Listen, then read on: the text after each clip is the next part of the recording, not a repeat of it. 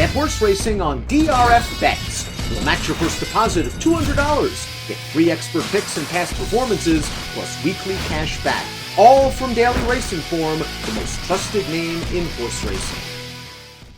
Hi everybody, Dan Illman here, taking a look at race number 3 at Gulfstream Park on a graded stakes-laden New Year's Eve Saturday card. This race is the Sugar Swirl for fillies and mares going 3/4 of a mile. $125,000 is the purse. Let's take a look at this grade 3 event.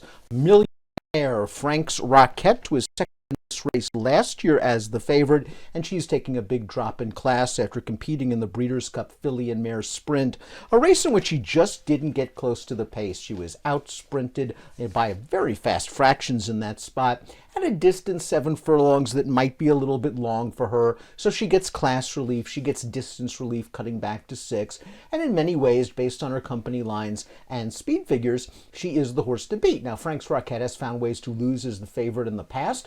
We'll throw up the Timeform US Pace Projector to see if we get any clues, and the 5 Edie, Meeny, Miny, Mo should show some speed, and that's not a surprise at all. Just looking at her form line, she's very fast. She's been on the lead in the last 4 starts at the pace call. Joyful Cadence has a little bit of speed. My Destiny is very fast. I think there's a chance that My Destiny is going to go after Edie, Meeny, Miny, Mo early, and it could set things up for stalkers like Frank's Rockette, who's likely going to work out a good trip. We'll start things off talking about Joyful Cadence, a horse that was second last time out in the Dream Supreme at Churchill Downs. It was an honest enough performance, but she was beaten that day by Capellia, who's also in this race. There wasn't a very fast pace going on, I didn't think, at Churchill Downs in the Dream Supreme, and Joyful Cadence and Capellia basically turned into the stretch on equal footing. Capellia was just better than Joyful Cadence that day. Joyful Cadence breaks from the inside here. Maybe they'll revert to those speed tactics that she showed 3 and 4 starts back when she was stakes placed at Churchill Downs,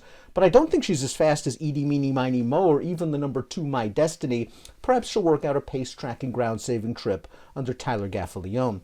My Destiny is the number 2. She's very fast. She was able to win a mixed breed race at 1,000 yards at Los Alamitos 3 starts back. Counting that race, she's won her last 3, including this effort at Gulfstream Park. This is a starter allowance race, $12,000 starter allowance, where she was right on the lead after a half mile, and she goes about her business and wins very, very easily.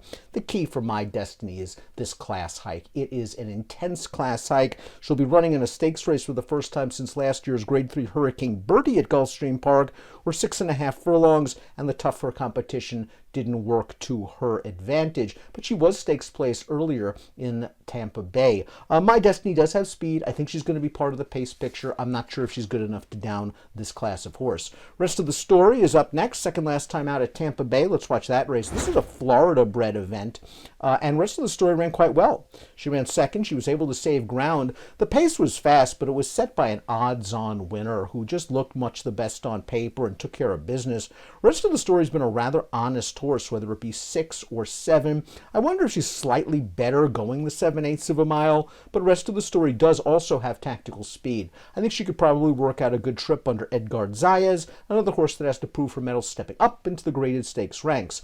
Frank's Rockette is up next. She's been managed beautifully throughout her career by the great Bill Mott. Again, she's earned over $1 million. She is seeking her 10th lifetime win, and she ran some big races and fast races, 3 consecutive triple-digit Beyer speed figures going into the Breeders' Cup Filly and Mare Sprint, and then just out-sprinted in that race. Frank's Rockette is speed, but she's not really a blazer. She'll be happy if another horse or two decide to take up the mantle of pace setter, and Frank's Rockette can sit third. If she runs back to any of her races of 2, 3, 4 starts back, she's likely going to win this race at a short price.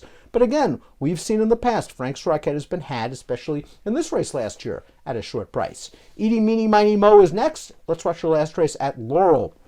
This race off about a 3-month layoff. She was vanned off at Colonial 2 starts back. She ran much better here, obviously. She showed good speed. She was involved in a pace dispute, and she ends up running a game second. The 3rd place finisher would come back to win a stakes race against fellow 3-year-olds with an 88 Beyer speed figure. If you take out the vanned off at Colonial, Edie, Meeny, Miny, Mo has done little wrong.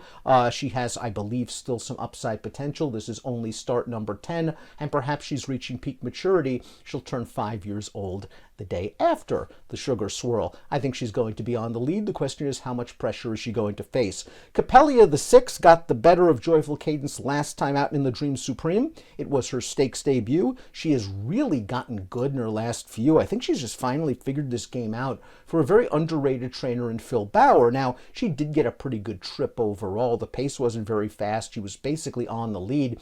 But when she made the lead in the stretch, she took care of a decent enough field. Sconson, the 3rd place finisher, is a legitimate graded stakes horse on her very best day. I like this outside draw for Capellia. I like her tactical speed. And if they go a little bit faster than Timeform US suggests and the 2 and the 5 hook up, maybe Capellia in the second flight, clear of traffic, comes with a run and maybe gets the better of a horse like Frank's Rockette. I think this horse has really improved since returning off of a summer break for Bauer.